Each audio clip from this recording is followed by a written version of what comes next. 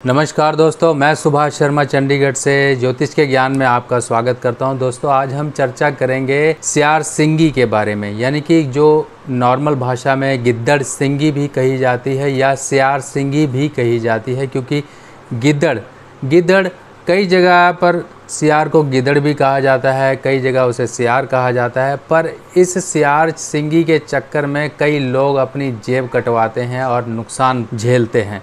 तो ये नुकसान से आपको बचाने के लिए और आपको सही जानकारी देने के लिए आज मैं आपके सामने आया हूँ। आपको बताऊं कि ये गिद्दड़ सिंगी आती कैसे है। सबसे पहले ये समझिए कि सियार सिंगी बनती कैसे है। देखिए, ये गिद्दड़ों का समूह होता है, एक सियारों का जो समूह होता है, क्योंकि इनकी पूरी फैमिली होती है। ये पूरी फैमिली में एक पूरे समूह में एक जगह से दूसरी जगह जाते हैं और शाम को ये गिद्दड़ों की आपको आवाज़ें सुनाई देती होगी। गिद्दड़ें जो कुत्ते की आवाज़ भी निकालते हैं और भी आवाज़ें निकालते हैं, रोते भी हैं। तो ये एक गिद्दड़ होता है। आपने देखा होगा गांव में या कहीं जंगल के एरिया में आप रहते हैं तो वहाँ पर ये, शहरों में तो आज नहीं दिखाई देंगे आपको आजकल, पर ये गांव के एरिया में या कुछ ऐसे एरिया में जहाँ पर आपके आसपास जंगल है तो वहाँ पर ये ज़रूर आपको इनकी आवाज़ें सुनाई देती होंगी। अब ये गिद्दड़ 50-100 गिद्दड़ में से कोई एक गिद्दड़ ऐसा होता है जिसके सिर पे एक सींग जैसी एक आकृति निकल आती है, यानी कि छोटी सी होती है बिल्कुल। तो ये एक आकृति, इसी को बोलते हैं गिद्दड़ सिंगी। तो ये गिद्दड़ सिंगी बहुत ही शुभ मानी जाती है। अगर हम इसकी बात करें तो इसके बहुत ही चर्चे हैं। अगर इसको धन से जोड़ें तो ये धन, वैभव, सुख, समृद्धि, हर तरह की चीज़ें आपके जीवन में लेकर आता है। राजा महाराजा अपने इसको खजानों में रखा करते थे, इससे खजानों की बरकत होती थी, आपके काम इससे बनते थे। इसको वशीकरण में यूज़ किया जाता है, बहुत से इसके काम हैं, तंत्र क्रियाओं में यूज़ होता है। अगर हम नॉर्मल लाइफ की बात करें तो ये नॉर्मली फाइनेंशियल ग्रोथ के लिए, आपको परेशानियों से निकालने के लिए यूज़ किया जाता है। इस गिद्दड़ सिंगी को प्राण प्रतिष्ठा करके इसको एक जीवित अवस्था में रखा जाता है सिंदूर में, यानी कि अगर ये जीवित होगी तो ये ऑटोमेटिकली ये बढ़ेगी। इसमें बालों की जो संख्या है वो बढ़ेगी, अपने आप ही ऑटोमेटिकली ये बढ़ती है अगर ये गिद्दड़ सिंगी जीवित है। अगर नहीं है तो जैसी आपने रखी वैसी की वैसी ही पाई जाती है। और इसे बिल्कुल शुद्ध होके, अगर आप शुद्ध हैं तभी इसको हाथ लगाना चाहिए और तभी ये आपकी काम करती है। आपके कोई कोर्ट केसेस हैं, आप बीमारियों से परेशान हैं, आपके दुश्मन ज़्यादा हैं, आप किसी को वशीकरण में लाना चाहते हैं, आप अपनी बातों को किसी के सामने प्रभावित तौर से पेश करना चाहते हैं, आप पैसों की दिक्कतों से परेशान हैं, आप अचानक धन लाभ चाहते हैं, तो उस समय पे ये गिद्दड़ सिंगी काम आती है। अब गिद्दड़ सिंगी को प्राप्त करने का तरीका क्या होता है ये समझिए, क्योंकि गिद्दड़ सिंगी जब किसी जानवर के सिर के ऊपर निकली हुई है तो नॉर्मली उस जानवर को मार के ही वो निकाला जाता है, पर ये बिल्कुल गलत है। ऐसे नहीं निकलती है। अगर आप, ये जो बाबा लोग हैं, जो बंजारे लोग हैं, इनसे आप पूरी बात का पता करेंगे तब ये पता चलेगा कि ये गिद्दड़ सिंगी किसी एक गिद्दड़ के सिर पे निकलती है और ये अपने आप ही, गिद्दड़ इसको जब सिर खुजाता है तो ये अपने आप ही टूट के गिर जाती है और इसके साथ कुछ बाल भी निकल के उसके साथ ही गिरते हैं। और ऐसी गिद्दड़ सिंगी अगर किसी को मिल जाए तो ये गिद्दड़ सिंगी एकदम एक्चुअल लाइव और जीवित अवस्था की होती है और इसी को संभाल के रखा जाता है, ना कि आप किसी जानवर को मार के उस जानवर की वो सींग निकाल के आप अपने पास रखें, तो वो किसी की काम भी नहीं करती। अब यहाँ पर डुप्लीकेसी क्या है, मार्केट में जो धोखाधड़ी हो रही है वो क्या है।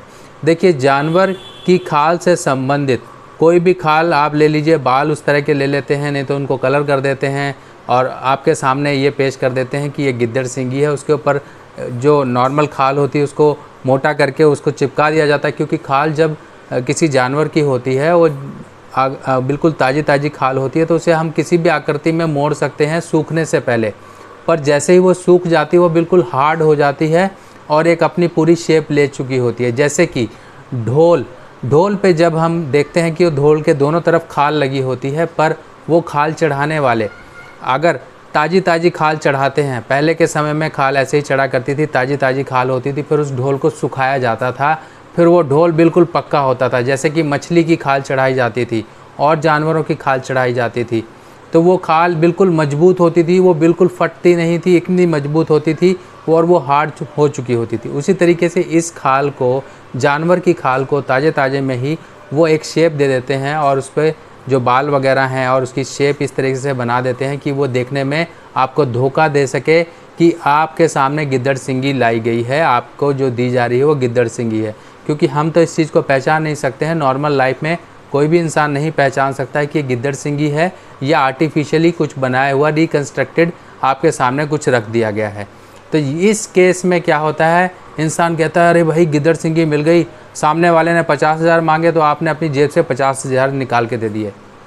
सामने वाला कहता है कि 1 लाख में दूंगा तो आप अपनी जेब से 1 लाख भी निकाल के देते हैं, पर ये नहीं पता जो आपने ख़रीदा है उसकी वैल्यू 10 रुपये भी नहीं है। एक्चुअल गिद्दड़-सिंगी लेने के लिए ये आपकी परख है, आपकी किस्मत है कि आपको ये मिलेगी कि नहीं। अगर मिलेगी तो ये आपको नॉर्मली कहीं पर एक ऐसी जगहों पर मिल सकती है जहाँ पर मैंने बताया कि कुछ जंगलात के एरिया हैं, वहाँ पर आपको ये मिल जाए। तो दोस्तों इस चक्करों में बिल्कुल मत पड़ें कि आपको ये किसी से ख़रीदनी है, बिल्कुल मत ख़रीदिए। आप अपनी किस्मत पे भरोसा रखिए, किस्मत होगा तो आपको ज़रूर ये गिद्दड़-सिंगी आपको कहीं पर ज़रूर पड़ी मिल जाएगी या फिर कोई ऐसा साधु संत आपको दे जाएगा, ये आपकी किस्मत है। पर आप अपनी जेब से पैसा खर्च के ये काम बिल्कुल ना करिए। आपको अगर ख़रीदना ही है तो हत्था जोड़ी लीजिए, हत्था जोड़ी में डुप्लीकेसी नहीं है इतनी, अगर आप कहीं सही जगह से लेते हैं।